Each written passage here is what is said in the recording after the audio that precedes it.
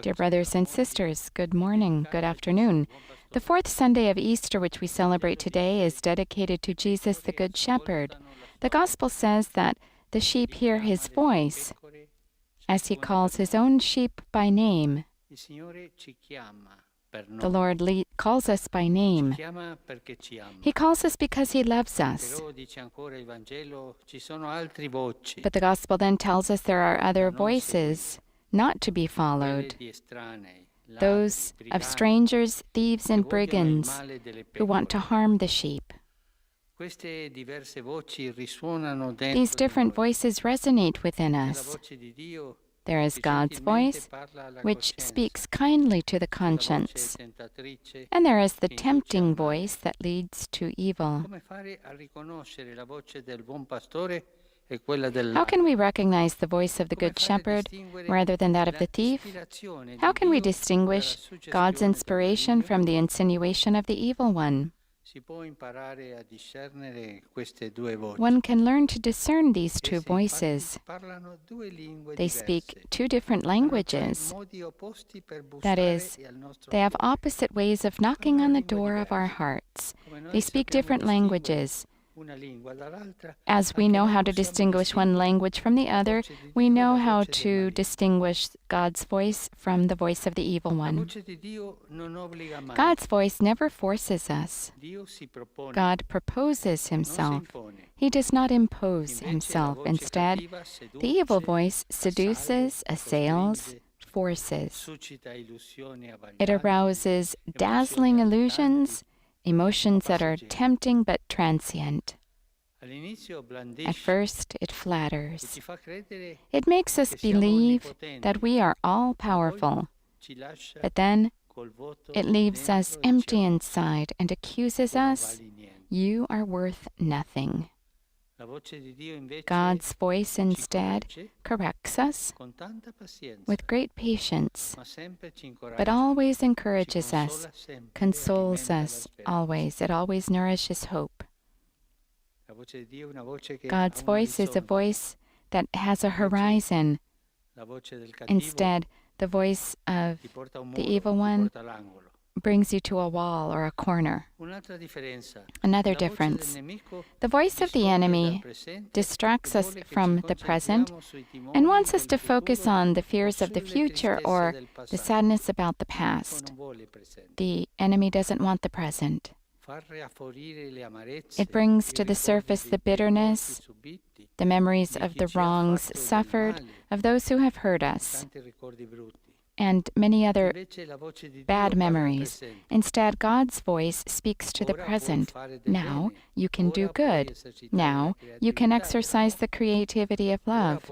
Now you can renounce the regrets and remorse that hold your heart captive. It gives us energy. It always speaks in the present. In addition, the two voices raise different questions in us. The one that comes from God will be, "What is good for me?" Instead, the tempter will insist on another question, "What do I feel like doing?" What I feel like. The evil voice always revolves around the ego, its impulses, its needs. Everything immediately. It's like the capriciousness of children, everything right now. God's voice, instead, never promises cheap joy. It invites us to go beyond our ego, to find that true good, peace. Let's remember, evil never gives us peace. It causes frenzy first and leaves bitterness after. That's the style of evil. In the end, God's voice and the tempters speak in different surroundings. The enemy prefers darkness, falsehood, and gossip. The Lord loves sunlight, truth, and sincere transparency.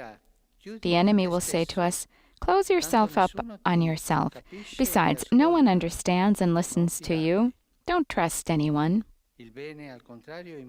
On the contrary, goodness invites us to open up, to be clear and trusting in God and in others.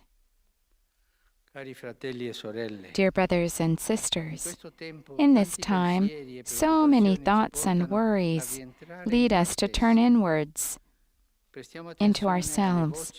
Let us pay attention to the voices that reach our hearts. Let us ask ourselves where they come from.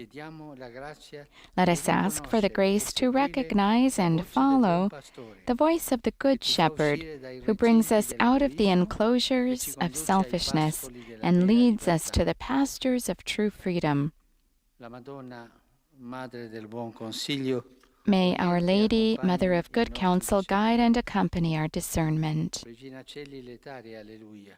Quiaque meruiste portare, alleluia. Resurrexit sic ut dixit, alleluia.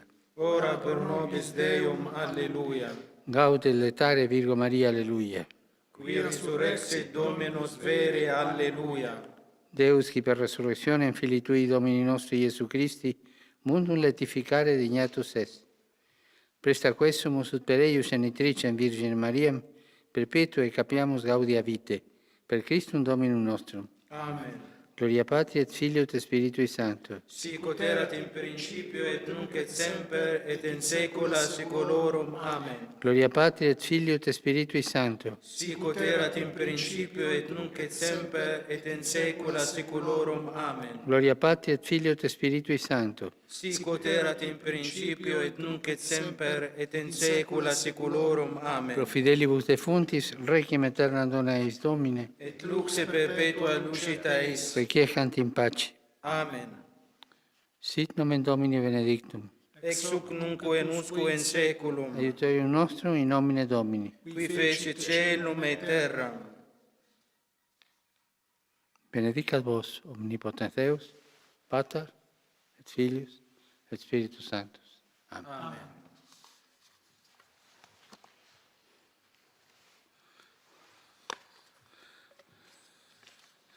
Cari fratelli e sorelle, si celebra oggi la giornata mondiale di preghiera per le vocazioni.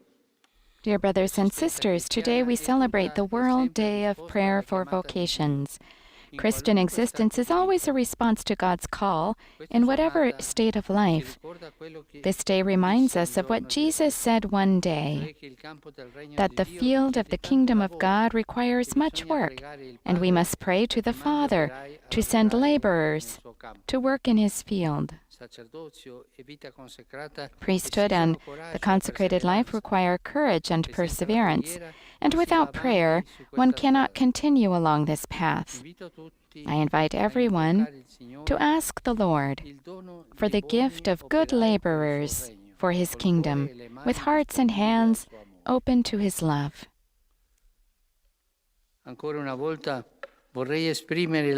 Once again, I would like to express my closeness to those who are suffering from COVID-19, to those who are dedicated to the care of all those who, in whatever way, are suffering from the pandemic.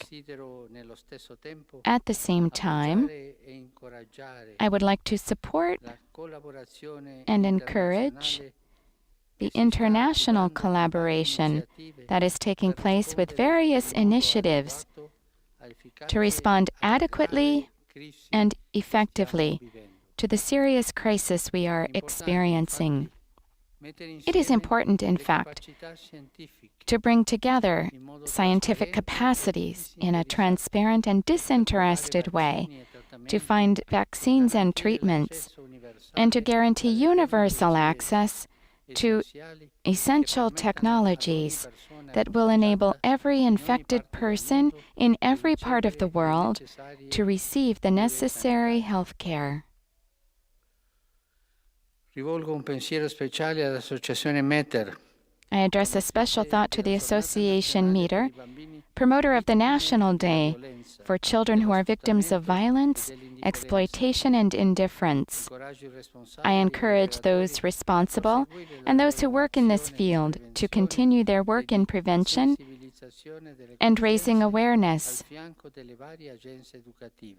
alongside the various educational agencies.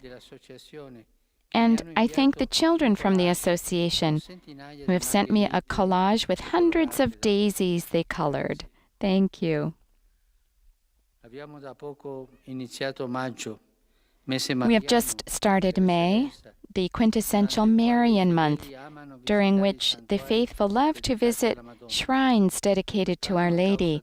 This year, because of the health situation, let us spiritually visit these places of faith and devotion to place in the heart of the Blessed Virgin our concerns, expectations, and plans for the future. And since prayer has a universal value, I have accepted the proposal of the Higher Committee for Human Fraternity that on this coming 14th of May, believers of all religions should unite spiritually for a day of prayer and fasting and works of charity to implore God to help humanity overcome the coronavirus pandemic. Let's remember this. 14th of May, all believers together, believers of various traditions, to pray, to fast, and to do works of charity. I wish everyone a good Sunday. Buon pranzo e arrivederci. And Pope Francis concludes with his usual, please do not forget to pray for me. Have a good lunch, and arrivederci. We'll see you again. And so we conclude the message part of our Holy Father's Regina Coeli address. We're getting word that he may come to the window here in the Apostolic Palace. He's done that a number of times these past weeks since he's not been able to greet the faithful who are no longer able to gather here in St. Peter's Square. So we'll wait and see if he might do that again today. We hear the bells of St. Peter's now ringing.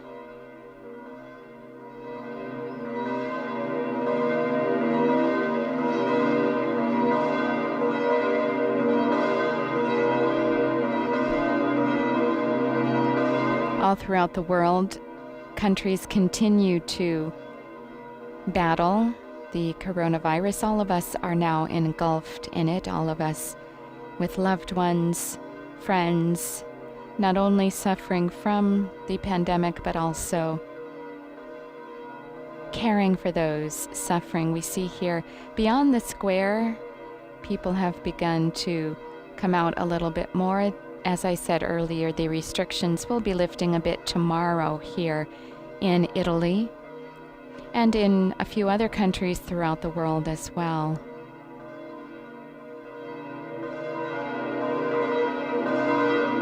We reflect today on the vocation to religious life, priesthood, and consecrated life. Those who are called today among us who are serving as Jesus did, giving the example, ready to put their own lives on the line so that others might live. Our Holy Father cited a few numbers in his homily this morning. About 150 priests in Italy alone have given their life, having contracted the virus.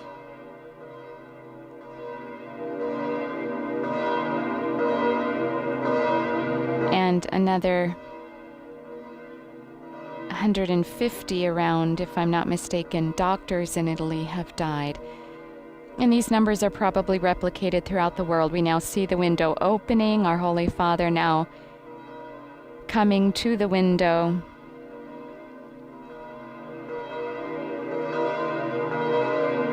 At least we have an indication that he may be coming to the window. Here we go.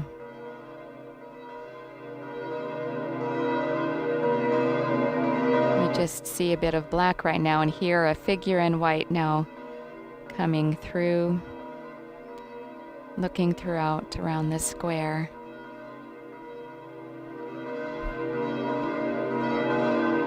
And blessing the city of Rome. We see now the window where he generally comes out to greet the crowds. And we hope that those times return once again very, very soon, so that thousands once more may be able to come here in order to receive the blessing in person. This now ends the live stream of this broadcast of the noonday recitation of the Regina Coeli with Pope Francis in the library of the Apostolic Palace on this fourth Sunday of Easter, Good Shepherd Sunday. I invite you all to tune in once again. On Monday morning, our Holy Father will be celebrating Mass at 7 o'clock Rome time in the Casa Santa Marta. In case you'd like to see any of the liturgies, their playback is available on the various Vatican media channels, the Vatican News web portal, Facebook, Twitter, YouTube accounts. You'll also get photos on Instagram. You'll also find coverage of today's Regina Coeli message and other Vatican and world news. On behalf of Vatican Media, once more, thank you all for joining us. I hope you have a blessed Sunday. Laudetur Jesus Christus. Praised be Jesus Christ.